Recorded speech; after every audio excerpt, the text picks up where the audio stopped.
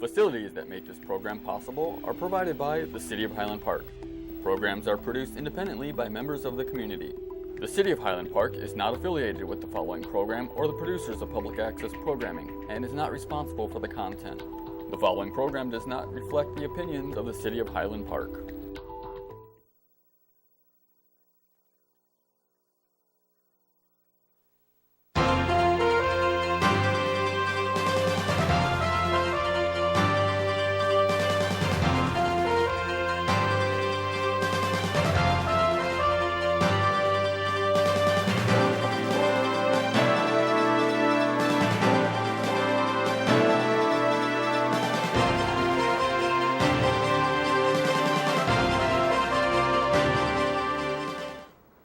Hello, and welcome to Cahnmanns Current Events Roundtable.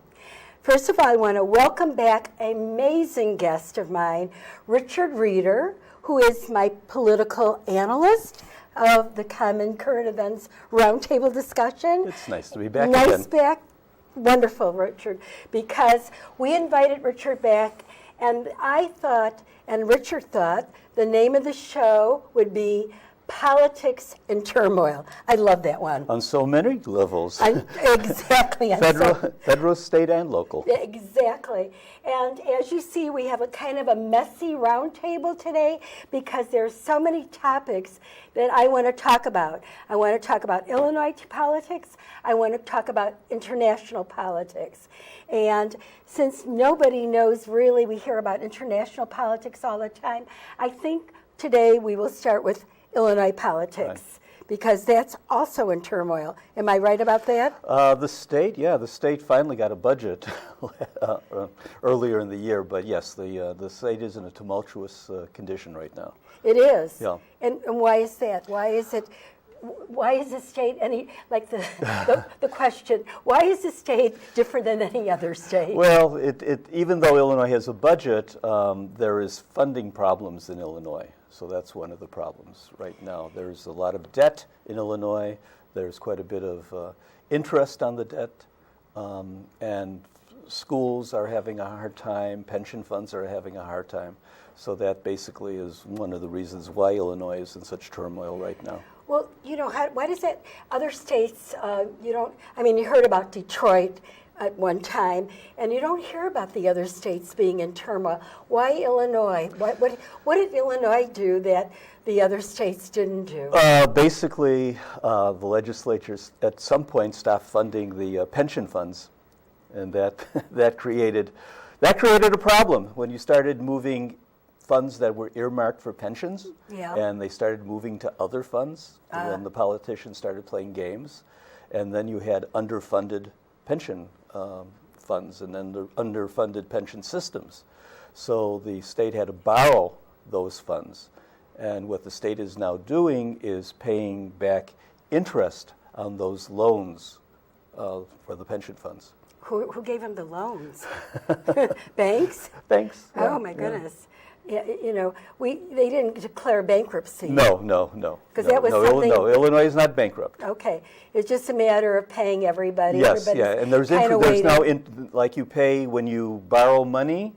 Okay, consumers borrow money, and they run up a credit card that's thousands of dollars. Well, like students. Yeah, well, the state has run a credit card into billions of dollars. Oh my God. Yeah, so that's what the interest is now, paying billions of dollars worth of interest.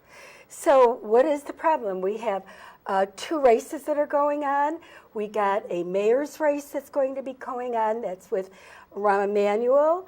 And we have other contestants that are, we have Gary McCarthy, I guess is the runner. Yeah, so what we have is a primary in Chicago in February of 2019. Mm-hmm. And right now there are 11 announced candidates in that primary. So Rahm Emanuel is running for a third term. And thinks he's Daley?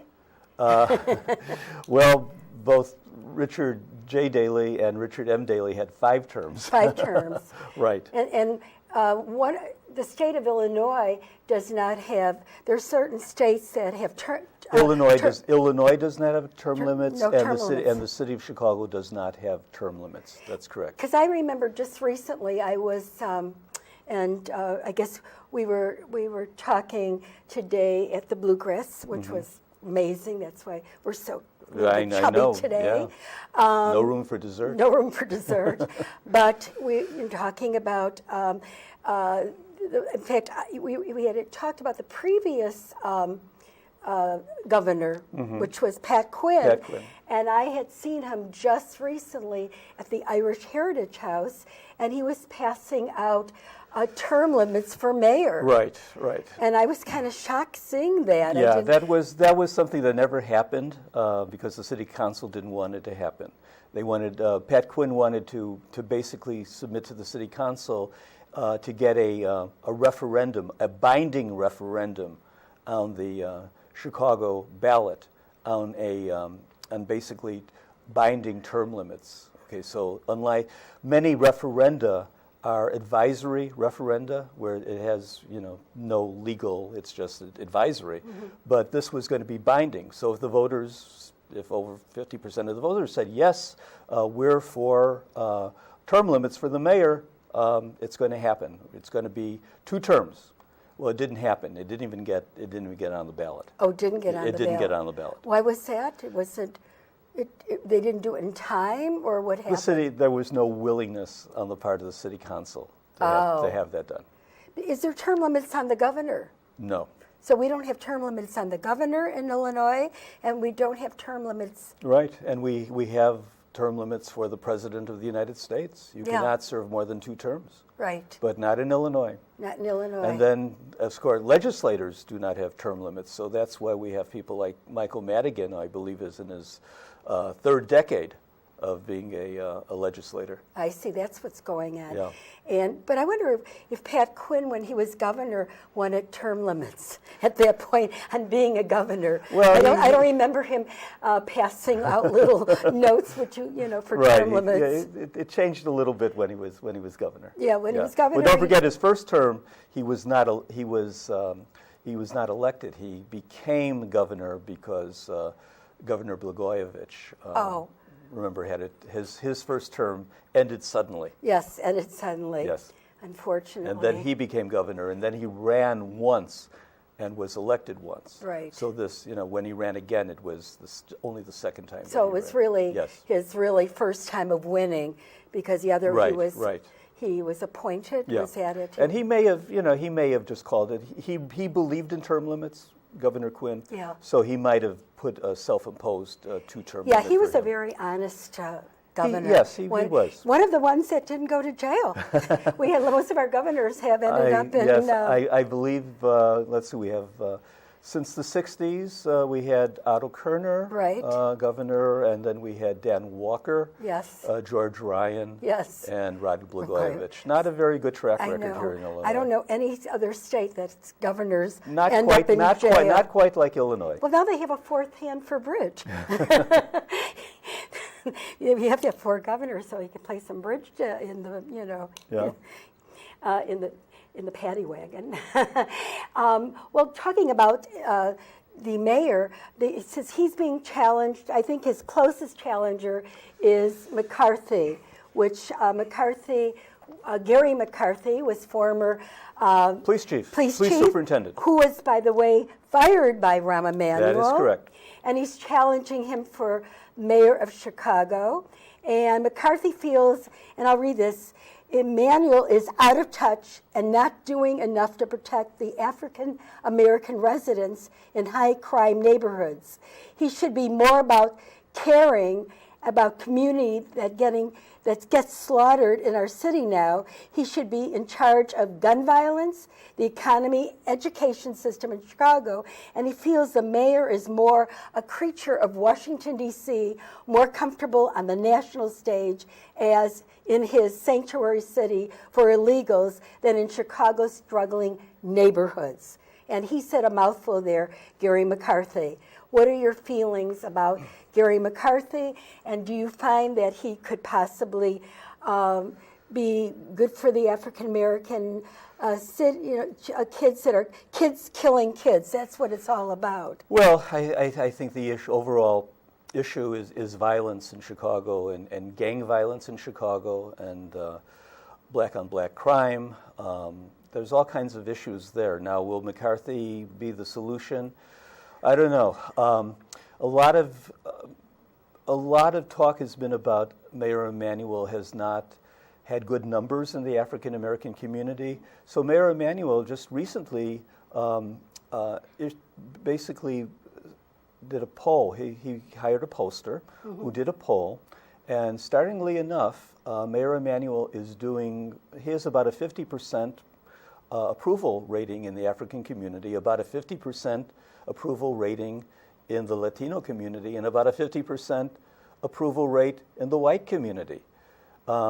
So in order to get into the next level of the election, this is the primary coming up in February, but there's an April general election. So somebody has to get, if Emanuel gets 50 plus 1, he moves on, he could be uncontested in April. So the thing is, who will be next? Who's going to be the highest, who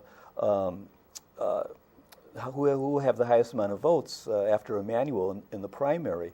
And right now, McCarthy is showing 13%. Paul Vallis, who was the head of the Chicago Public School System, as well as the City of Chicago Budget Director under Richard M. Daley, Paul is at 9%. And then Willie Wilson, who is a retired businessman who ran in the last election and in the primary, and he received 10% of the vote, but he's showing 8%. And Lori Lightfoot, a corporate attorney, a very bright woman, African American woman, she is showing about 8%. So what I'm saying is, Emanuel right now overall is showing strength. He's already in his 30s, overall about 30%, close to 40%, and right now nobody's even showing 12 or 13%.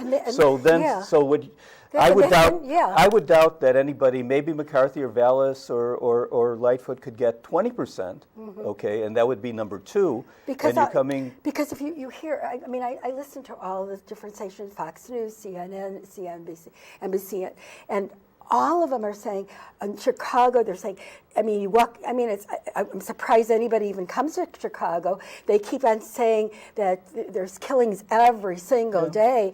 If you're a tourist, that's not good for tourism. It's not good for people wanting to bring in conferences in Chicago.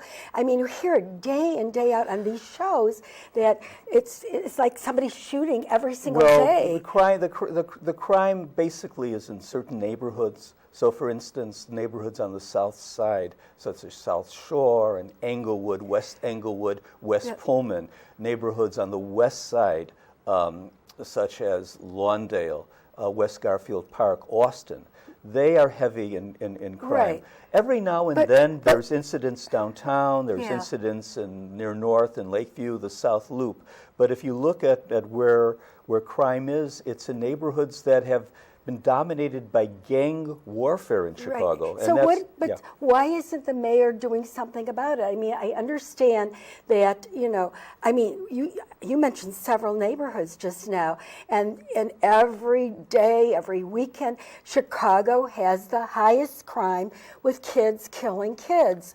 And in fact, one of our kids, our own children, who worked at ACE technical high school, one of her favorite students who was going to college, he was just killed by a bullet that was, that wasn't meant for him. Yeah. He got caught in some gun violence. And why hasn't anybody been able to figure out, there's no other city, New York is a huge, they have many more people, the population, and yet crime rate amongst children, kids killing kids, gangs is down. What are we doing wrong here? Well, New York and Los Angeles, believe it or not, 25, 30 years ago had worse gang problems than Chicago. So what did they do? They figured it out. Okay. They figured out strategies on how to reduce gang activity in those communities. A lot of completely innovative community outreach program. There's two big issues that. So why can't we do the same thing? There's two big issues in Chicago. Number one, it's the issue of many communities where the gang members are active. Other community members, because maybe they're relatives or they live in that community and they know there might be retaliation in that community. So there's a silence in that community about identifying who the shooters are, for their own safety, for the residents' own safety. But didn't that happen in New York? It was the same thing. People were afraid, and yet they were able to clear that up for them. But a lot of that in New York and Los Angeles was eventually the community felt a relationship of trust with the police departments. And only when that relationship of trust was established and people in the community felt that the police were working together with the community, then you started seeing some significant reductions in crime. Unfortunately, in the post-Laquan McDonald era in Chicago, that trust is not there in Chicago. Unfortunately, I think that's why one of the candidates you mentioned, Gary McCarthy, who was the former police, superintendent of Newark, New Jersey, yeah. and he was a hard-boiled New York cop. Yeah, and he wants to do the same for Chicago. So I would think that people that really want to change in Chicago may consider somebody like that because of, Rahm Emanuel obviously is doing good for other things, but on this situation, I think this is where he fails. When you know people that are getting killed, and it happens that we in the family happen to have known one of these young men that did get killed, a young man that just started college that got caught in the crossfire, then when it hits home, then you really want to do something to help out. What Mayor Emanuel and Police Chief Eddie Johnson in Chicago are saying, there's two things really now that need to be done. Number one is the judicial system in Chicago, in Cook County, allows a lot of young people who've been the shooters and have been the drivers, accessories to the shootings. The way the system is working out right now, they're getting out. They're getting very light sentences. Maybe they're not even incarcerated, so they get out.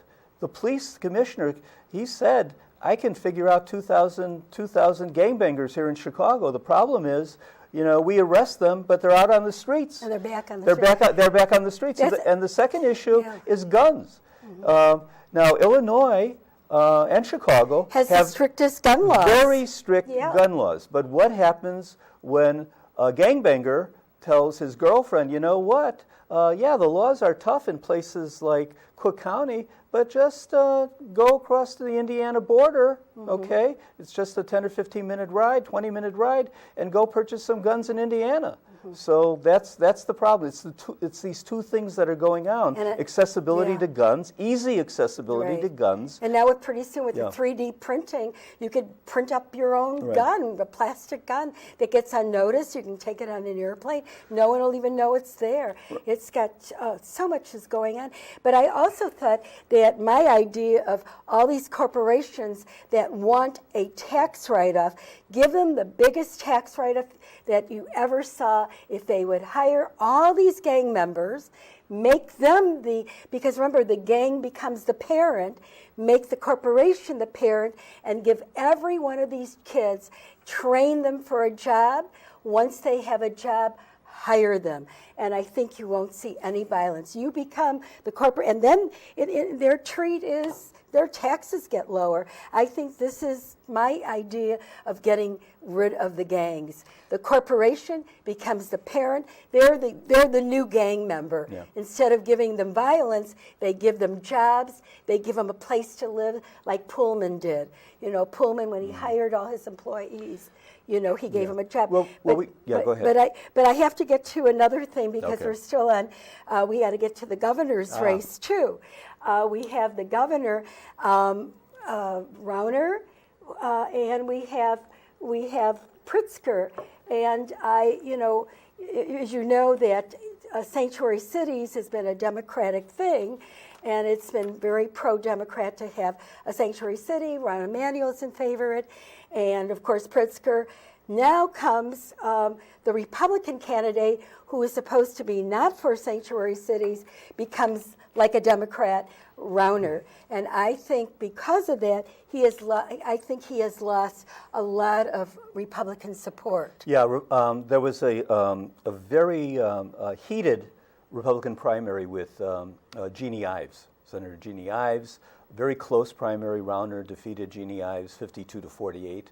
Which is close. Very close, very close. Especially for so the Republican base thinks that Rauner's conservatism is really kind of clouded in some way. There's not a lot of enthusiasm with the Republican base with Rauner. There's not much enthusiasm among independents with Rauner. So he's going to have a hard time in this general election against J.B. Pritzker, who brings in a tremendous amount of his own money into this race. I think several times Mr. Pritzker has put in contributions of $20 million of his own money twice into the race. I mean, in a way, that's kind of unfortunate because I know the Libertarian candidate, which was Cash Jackson has no money. He has no cash. And no cash. Yeah, he has no cash. And it's unfortunate that all these races, I mean, in Europe, I think it's 25, every candidate that runs has to run at maybe $2,600. I can't remember. In the UK, I think it's about $3,000. Yeah. That's the cap. That's it. They can't spend. And it's 6 weeks. The campaign is only 6 weeks. Right. And to me, I think that's it. I mean, it's unfortunate the person that wins is the person with the most money. And that it should be the person with the most integrity, the person that will do the job for the people. Remember, they're hired by the people.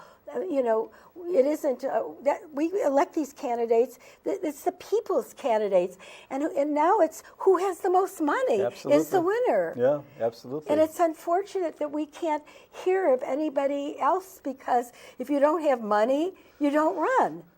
And Cash Jackson's running on a shoestring. Right. I don't know. We'll have to change Cash's name on something else. So that kind of isn't fair either. No, it's not fair, and money is governing the candidates, and this is why we get a billionaire like J.B. Pritzker. I don't know if Rauner's a billionaire, but he certainly is a multi-millionaire. So this is what you wind up with candidates. And even if you're running on the national level too, you have to come up with so much money. And talking about the national level, who does the Democrats have? We're talking about the elections coming up in 2020, and right now I don't see any candidates that's. Or maybe you do, maybe. Well, the candidates see? That you hear most often named right now are Senator Kamala Harris of California, Senator Cory Booker of New Jersey, and Senator Elizabeth Warren of Massachusetts. They're all in the progressive wing of the Democratic Party. Now, what about the center? The center would probably be best represented by former Vice President Joe Biden. But Joe Biden right now, he's getting up in age. Right. He's well into his 70s right now.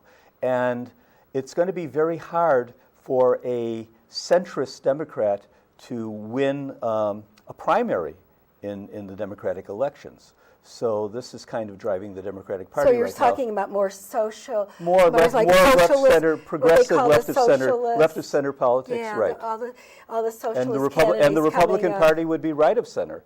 So therefore, the center is kind of being shut out, in the national political landscape. Yeah, and it's always been the center, like Nancy Pelosi. She obviously may Right. not have her job either, And Nancy- because she's a centrist Yeah, also. and Nancy Pelosi has been saying, a lot of the progressives saying, well, if the Democrats win, get control of the House, which could happen, likely will happen, and perhaps even the Senate. Many of the progressives are saying, well, maybe we should start then impeachment proceedings against President Trump. But see, Nancy that's Pelosi has said already, she said already, I am not moving forward on impeachment unless impeachment is bipartisan, unless I get Republicans Yeah, to go because I along don't with think me. it's going to happen because, in fact, I have a whole thing on how impeachment works. Right. How any president, the only two presidents ever been impeached by the House and were acquitted by the Senate was Andrew Johnson, who was targeted in 1868 because of a power struggle over the policy post-Civil War South. Bill Clinton in 1998 over his affair with White House intern Monica Lewinsky, and Richard Nixon faced impeachment but quit first. But impeachment is a long process. Right. It's complicated. It's heavily influenced by partisan considerations, and it's not going to happen overnight. And it's a long process, and you really have to have done something really bad to be impeached. Maybe the president may have to shoot his wife or something, but that's about it. You can't, little things like campaign finance things. That's not going to do for Senate for impeachment. Yeah, so obstruction of justice might be a grounds for impeachment. I think it's interesting to see what's going to be coming out of the Mueller probe. And I like to see what's coming out of the dossier probe with the FBI agents, I guess with Bruce Orr, with all these other candidates, these FBI agents that led to Mueller's investigation, which was on a phony dossier by Steele and all these other people. And if the Democrats, by the way, if the Democrats do take over the House, Representative Jerry Nadler from New York City takes over as the head of the Judiciary Committee. And Representative Nadler was a big, he kept, during the Clinton impeachment, he was saying things like, well, something like, a little nuanced statement by President, he was saying it takes a lot, just like you were saying, it takes a lot to impeach. He was Bill Clinton's biggest defender. Right. Yeah, and this word impeachment, people don't realize how complex it is. It is. It's very complex. And complex. it doesn't look like, I think it'll still say the same. Maybe the House will have, more Democrats, but I think that the Senate will remain the same, very similar. So if it's a Republican Senate, it's not probably going to go against the president. But again, you have to have something substantial to impeach, Yes. and that we don't. And there's no substantial, and they keep talking about Russia, and so far nothing really big deal came out of Russia. Actually, they used to be our allies at one time, and I talked about it on this program. We still need to use them sometimes when it comes to Syria and Iran. We still need them as our allies. So, Russia is, it's time for everybody to let go of that. And the Mueller thing is, it's over a year now, and sometimes he's going to have to wrap it up. So we'll have to see. Yeah, because time will tell. Yeah, because it's costing. Talking about, maybe they could do more funding for Illinois instead of using all this on the Mueller investigation. We need the money in Illinois and stop this Mueller investigation. It's using up our we're going to get really the whole country's going to get in debt after that one. People think it's free. There is no such thing as a free lunch, and I always say that. And so all these things that are happening, we have to look for the governor's race. We got to look into the mayor's race. Soon we're going to be 2020, going to be looking into a presidential race. I mean, it's one thing after another, and it seems like, I see our credits are going down, and I want to thank you very much, Richard. You've got to come back because you see all these things on the table. We haven't touched the surface yet. I always enjoy the way you look at things, and it's nice talking to you. You never bully people, which I really enjoy. I enjoy listening to you and getting your feedback. And the next time you come on the show, I'm sure that we're going to hear a lot of new things. This is what's happening today, and I invite you back for the next... after the elections. After the elections, and I love it. This is Politics in Turmoil, and I really, and I wish that everybody can get on the same footing, and I really